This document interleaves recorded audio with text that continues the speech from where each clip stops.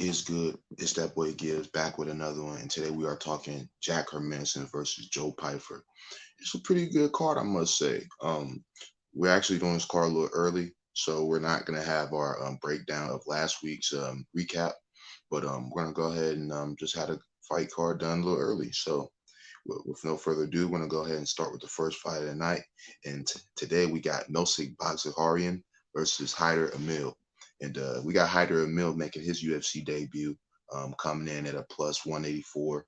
If we're going to do a tell of the tape real quick, it's going to be 32 years old for Milsic, 33 for Hyder. Um, they're both 70-inch reach advantage, 59-inch height, and then 5'10 for Hyder. So 1 inch reach advantage for Hyder Emil. Um, Hyder Emil is 8-0 in his career, never lost. Melsik Bagzarian, he's 8-2. He is 3-0 as a favorite. And like I said, bro's a UFC debutant, so he ain't gonna have no record. Kind of how I see this fight going is I can see Melsik Bagzarian. I can see him outboxing this guy, and I can see him really just establishing the pressure. Um, what I will say, that dude Hyder, he comes out real early, so he's coming out quick and he's trying to get you out of there. So Melsic's got to watch out for the first 5 minutes. But I think after the first 5 minutes, Melsic he probably cruises and he could find a finish. But I think this is a kind of a sketchy fight. There is absolutely a world where Hyder Emil comes in here and starches Melsic because I mean that's what he's shown in his career to starch people. Um, he's 4-0 to the knockout. He's 1-0 to the submission and 3-0 to the decision. So let's see who's the better minute winner in Melsic or Emil. So yeah, Melsic is 3-0 in decisions as well. So one could say that one could say they're both good minute winners. But I gotta go I gotta go Melsic Bagasarian to go ahead and get it done in the first fight of the night. Yeah. So next fight up, as I get it up, we got Bullseye Aki versus Demir Havlovich. And if we got Bullseye Oki, he's coming and making his UFC debut. Um, he's actually pretty good, I must say.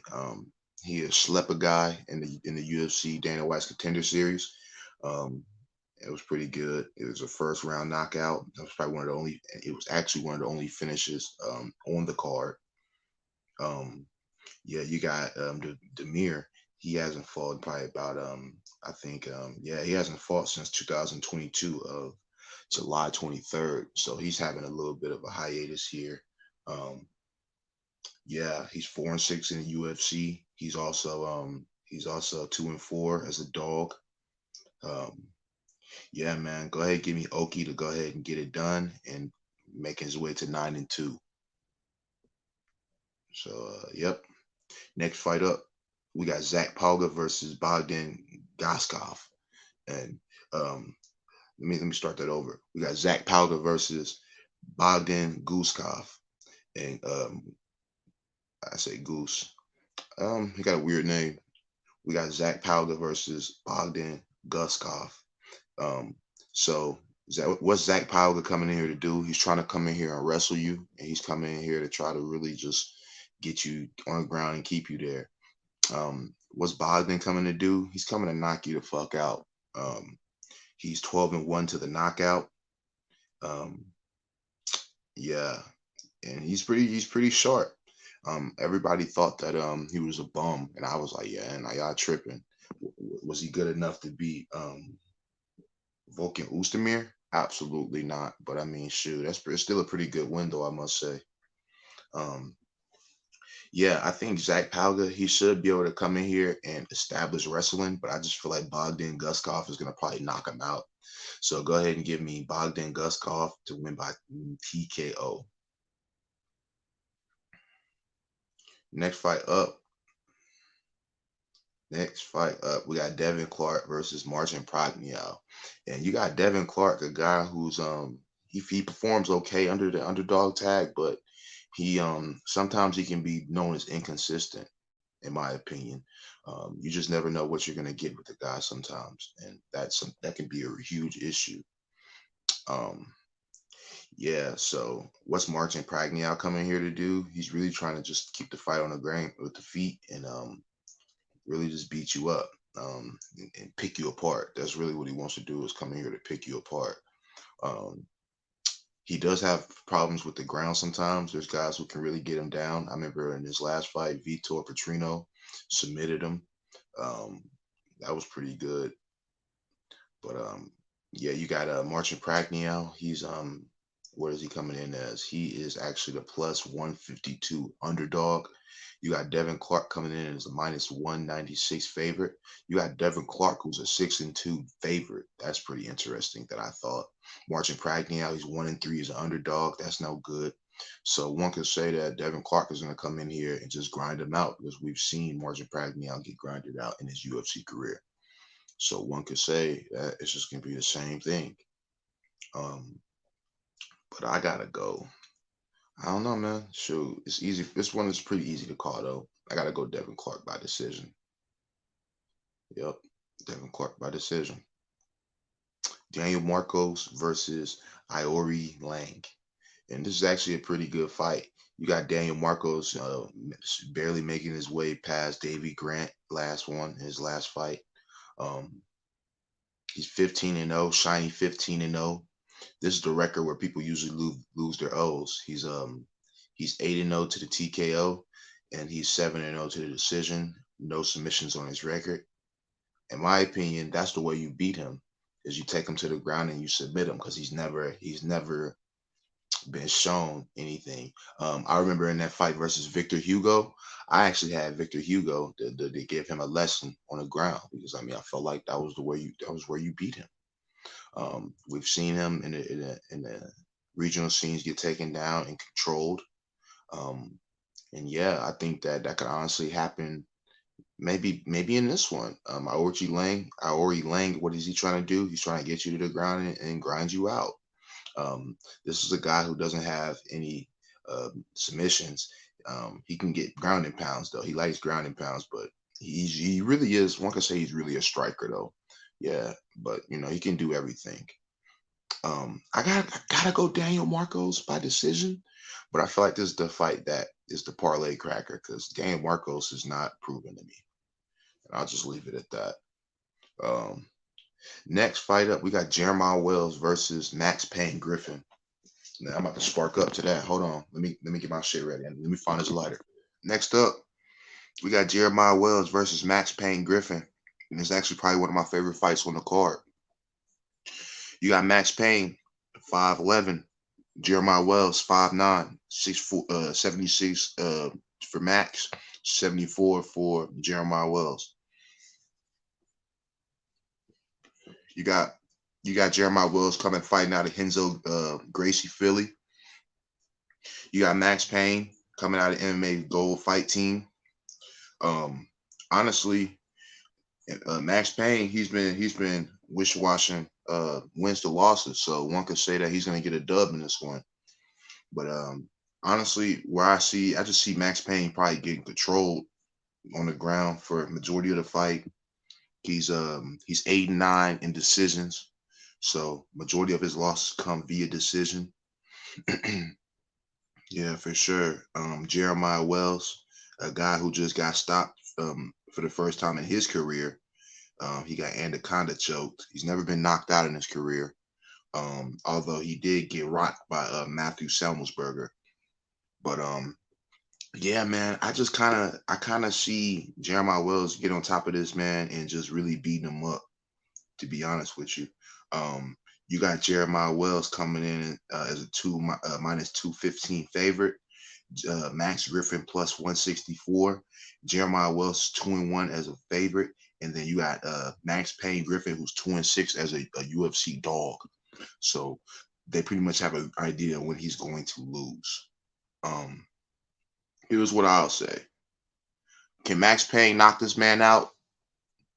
I don't think he's possible of knocking him out though. Like this isn't a good matchup. This is not a good matchup for Max Payne Griffin, and I gotta go, motherfucking Max Payne to lose. Jeremiah Wells gonna get it done, man. It's as simple as that.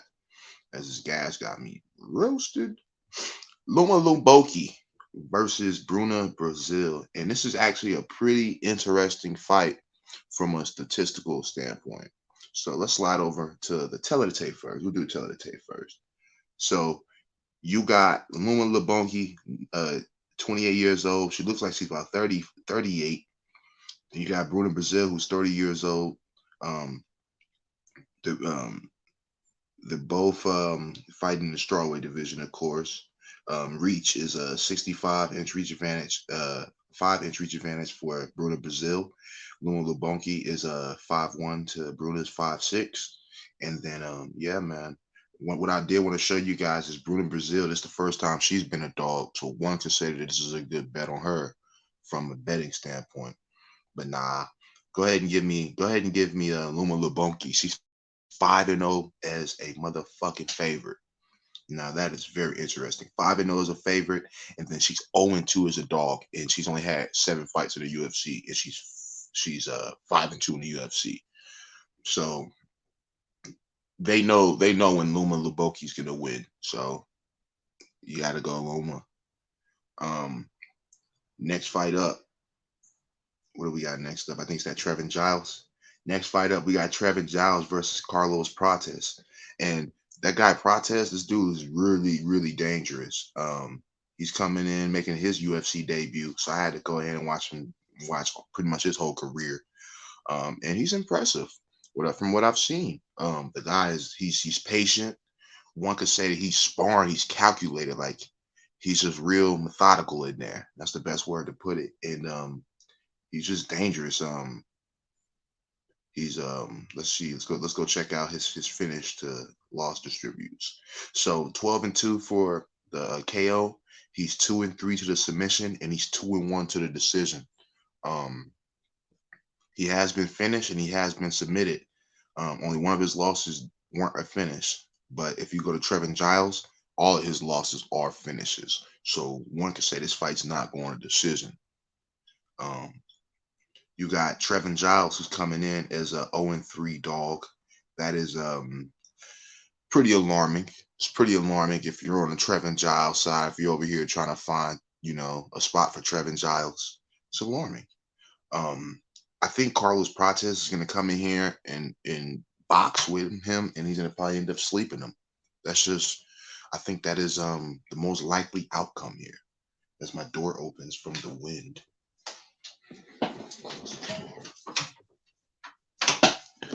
Hey, if y'all got some smoke, man, smoke up. I'm about to go ahead and spark this bad boy again.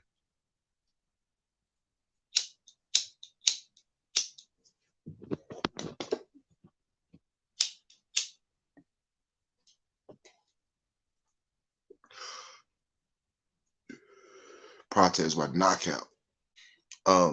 Next fight up, we have Albert Duraev versus Robert Brychek. And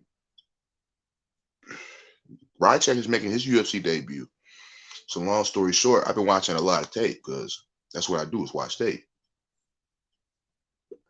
And yeah, man, from seeing what I see, bro, that dude Robert's pretty good.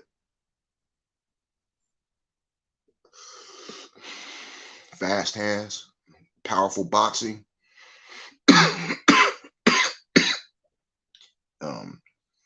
He's 33 years old coming into the UFC. That's not something you really want to see, to be honest with you. He's managed by Joanna Young Jacek, so maybe that had played a part in it. But the guy is good though. Let's make that clear. The guy is pretty damn good, I must say.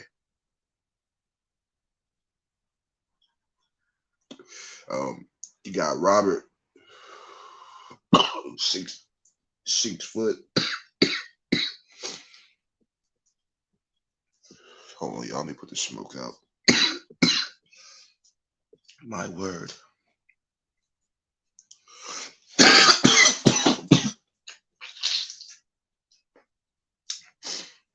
My word.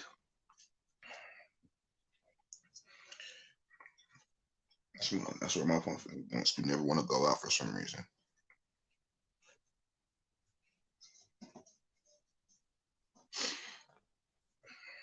So yeah, this is the unprofessional. Nah, I ain't gonna say it's unprofessional, bro. Everybody who's professional smoke, bro. This is the vibe. This is the chill podcast, bro. I just be chilling, bro. I be making money, bro. Just chilling, bro. That's all. Albert Duraev. What's Albert Duraev coming here to do? What Albert Duraev wants to do is he wants to take you down, bro. He's 4-0 to the decision. He's never lost a decision. So one could say that if this fight gets extended, that is all Albert Duraev, and that's absolutely true. Absolutely true. He just got finished by Zhang Yang Park, and he's coming off a split decision to Chidi Njokawani. And that's my rule: is if you barely win a fight in your last one, you're gonna lose your next one. And let me break down why I say that. Whenever you win a fight in the UFC, the level of competition usually gets harder. So, having said that, if you just snuck past your last fight, what's going to happen in your next fight? Nah, for real, answer that. What's going to happen in your next fight if you barely slip past your last one? You're going to lose. And that's usually what happens.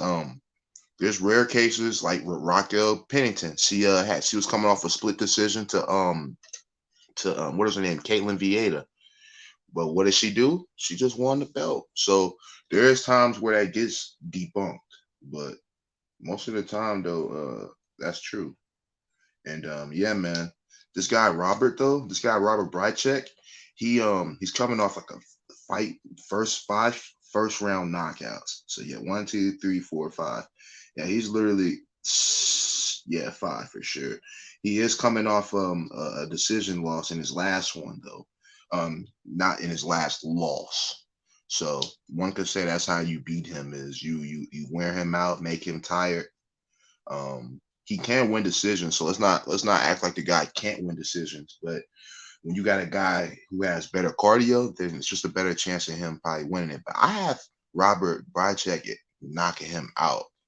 But this would be a perfect spot to hedge it because personally, I feel like you can find the plus sides on Albert Duraev, and you can also find automatically Brychek is the underdog. So you have two underdog slots. I would say Duraev by decision or is Brychek by knockout. It's pretty binary fight.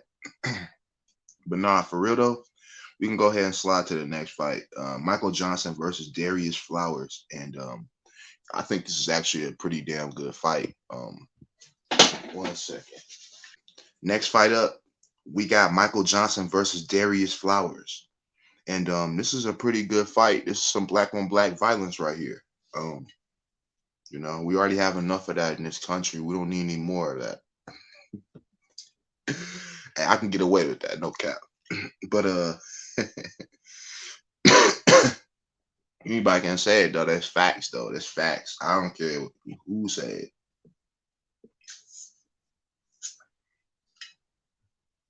We got Michael Johnson versus Darius Flowers, and it should be a good one, like I said. Um, Michael Johnson coming off a vicious knockout to Diego Ferreira, and not Ferreira, it's Ferreira actually. We got too many Pereiras, Ferreira, all of them. So he's just coming off a knockout from Bro, and that was actually devastating. I'm gonna put that up right here. My word. But nah, for real, that was devastating. And I definitely was not happy to see that. He's coming off a year layoff almost.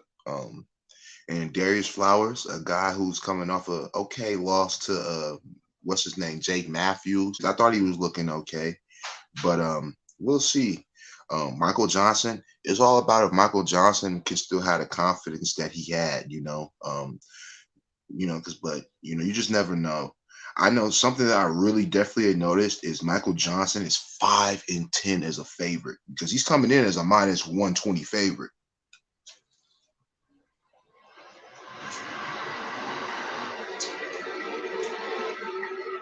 Plus money on Darius Flowers. I'm just saying, man. You got Darius Flowers, who's 0-1 as a dog, but he's only had one UFC fight, so of course, I actually, believe it or not, I actually picked Darius Flowers in that fight to win. I had him to win. He didn't get it done though, but I had him to win. You just never know. You just never know. Um, I think Darius Flowers can come in here and probably instill his game plan, and I think he's gonna knock Michael Johnson out. But here's what I will say: there's absolutely a world where he can extend it.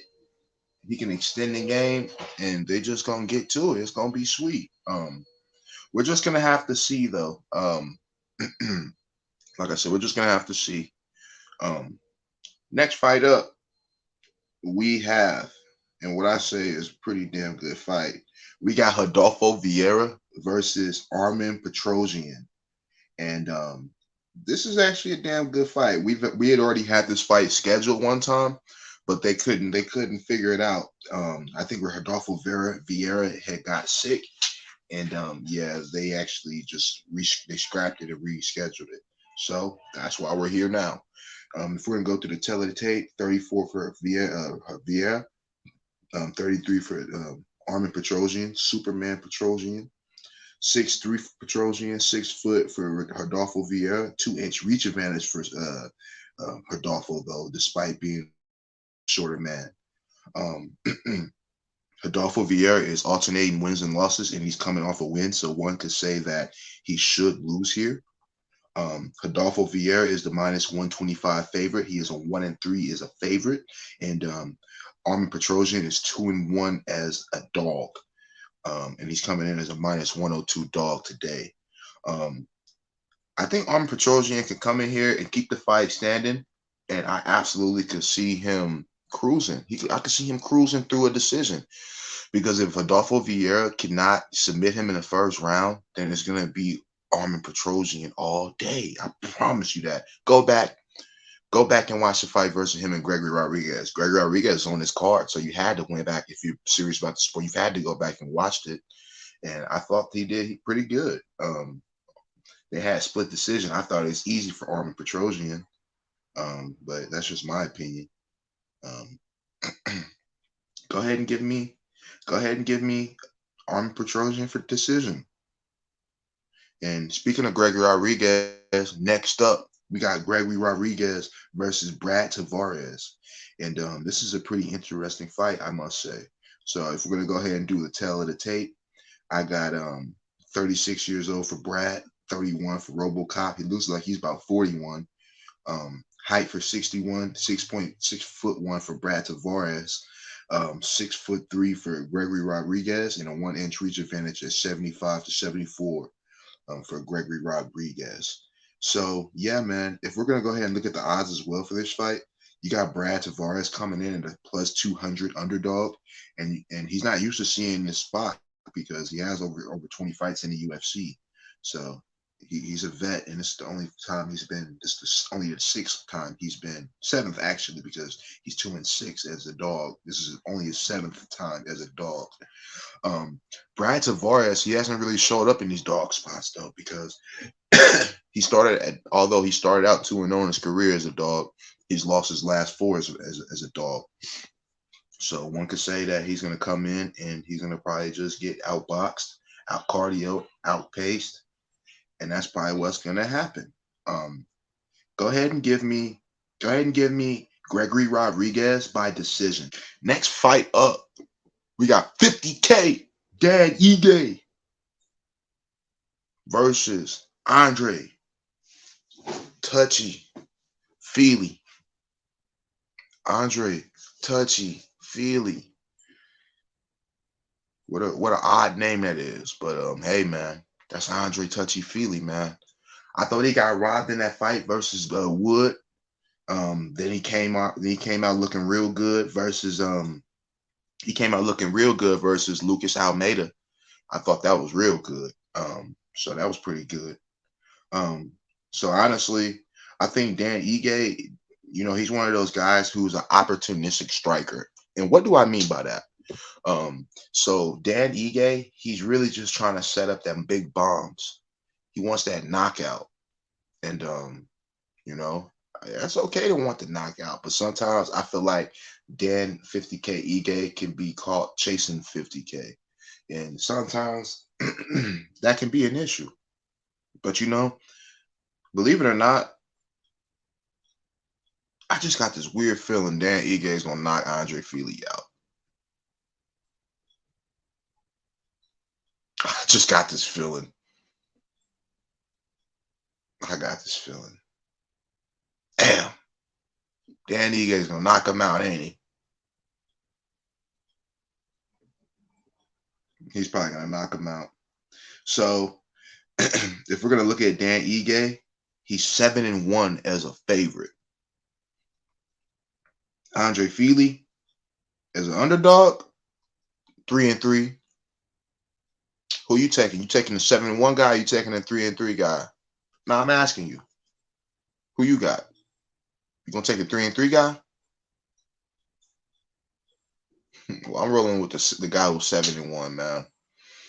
The bookies knowing he's gonna win, and and I already before tape, I'm like, damn, Ige's gonna knock him out.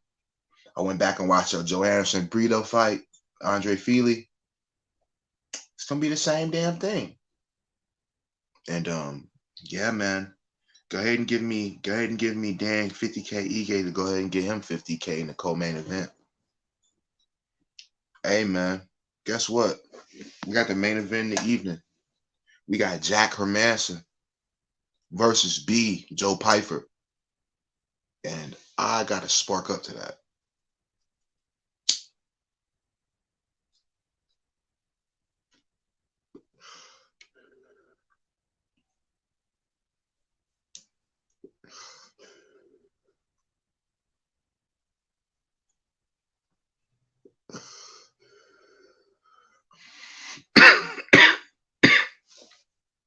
This is actually a pretty fucking good fight, I must say, y'all. Pretty good fight. We got B Joe Pyfer, 3-0 in the UFC. Fourth fight in the UFC, finds himself in the main event spot. Then you got Jack Hermanson coming in at a plus 186 dog. He's 1-2 as a dog. He's 1-2 as a dog. Okay. Okay. That's cool. But something that can't be measured is if it's too early for somebody or not. And those are the things that's up to the fighter. So in this fight, we're gonna find out a lot about Mr. Joe Pyfer. Can Joe Pyfer be technical? Can Joe Pyfer fight a technical fight? Is he capable? Is he capable of fighting a technical fight? I don't think he is. I don't think he is, y'all. Joe Pyfer, a guy who really wants to knock you out. He showed a little bit more wrinkles in his last one in his submission game. I remember, so what cannot be measured is the fact that this is a little early for him. He showed a little bit of wrinkle in his last one versus Abdul Razak Al Hassan. I'll give him that. He showed a little bit of a little bit of upgrade in his defense. So here's what I'll say. This is the first time that we will see Joe Pyfer in the UFC in a big fight. It's gonna be a big one for him. Joe Pyfer, he's 12-2. Jack Hermanson, 23-8. So yeah, the experience definitely goes to Jack Hermanson all day.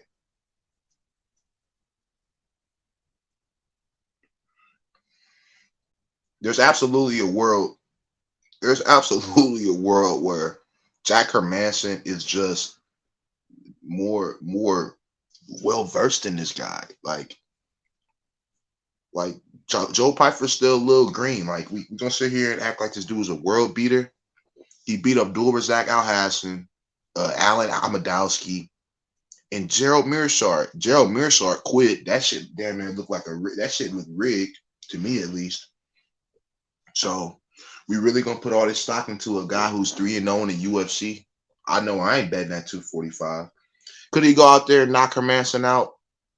Maybe he could knock Hermanson out. I know Hermanson's he got knocked out by Cannonier. That was a decent win. But when's the last time he's got knocked out since then? I'm gonna go find out for you guys. If you know, you're an OG. So yeah. So the punches from ground. I can't see Joe Pyfer doing that same thing. So I'm talking about like knockout. So let me go see. Yeah, it was the Cannonier. It was the Cannonier knockout. He also got slept. He also got slept by Thiago Santos too. So that was kind of interesting. Yeah, man. Believe it or not, bro, I gotta go Jack Hermanson. The reason why I'm going Jack Hermanson is because I just feel like Jack Hermanson is gonna be able to stay away from the big bombs. He has the better submission game. Because I mean, yeah, we seen Joe Pyfer get a little submission, but bro, that was over Abdul Razak Al Hassan. So we have to remember who these fights are against. You know what I mean? Like that was Abdul Razak Al Hassan. So you just can't be out here. I don't know. You just can't be having stock in everything. I don't know. As Travis Kelce gets a touchdown, but yeah, man, we gonna see. I just feel like it's just what it's gonna be. I know Joe Pyfer is 3-0 as a dog. I get it. I get that. But those are getting scrubs, yo. I'm sorry. Give me Jack Hermanson by submission, man. So I'm gonna go ahead and go over my card again, my picks, just so y'all know. So go ahead and give me Melsik Baghdasaryan by decision. Go ahead and give me Bol Oki. Go ahead and give him by TKO. Go ahead and give me Bogdan Gusko by I'm gonna say knockout. Go ahead and give me Devin Clark by decision, and then go ahead and give me Daniel Marcos by decision. That's fights to stay away from fight though. I would stay away from that fight. Go ahead and give me Jeremiah Wells by decision. Go ahead and give me Luma Loboki by decision. Go ahead and give me Carlos Prates by knockout. Go ahead and give me Robert Brychek by knockout. Go ahead and give me Darius Flowers by knockout. Go ahead and give me Adolfo Vieira to lose. And give me Armin Petrosian to win by, I want to say knockout. But I can see that fight going decision too, though, honestly. Then I got Gregory Rodriguez to win by decision. Then give me Dan Ige to win by knockout or TKO, because I could see Dan Ige rocking him, and then the ref having to pull him off. I can see Andre not going out cold. I like Andre touchy-feely. And then go ahead and give me Jack Hermanson to win by I gotta go submission. I'm going submission, bro. Joe Pyfer by submission. Jack Hermanson by submission. What's the word? That's the picks, man. This was one of my longer videos, but hey, man, it is what it is. It is what it is. I ain't too mad about it, bro. It's that boy Gibbs. I will see you guys. What is actually after this card? I ain't gonna lie to you because I'm doing this a little early, so I don't exactly know which card it is. Let's see. After that, I will see you guys. UFC 298, Alexander Volkanovski versus Ilya Topuria. That will be the next card we'll be breaking down after that. That will be February 17th. So, yeah, guys, I will see y'all in the next one. Peace.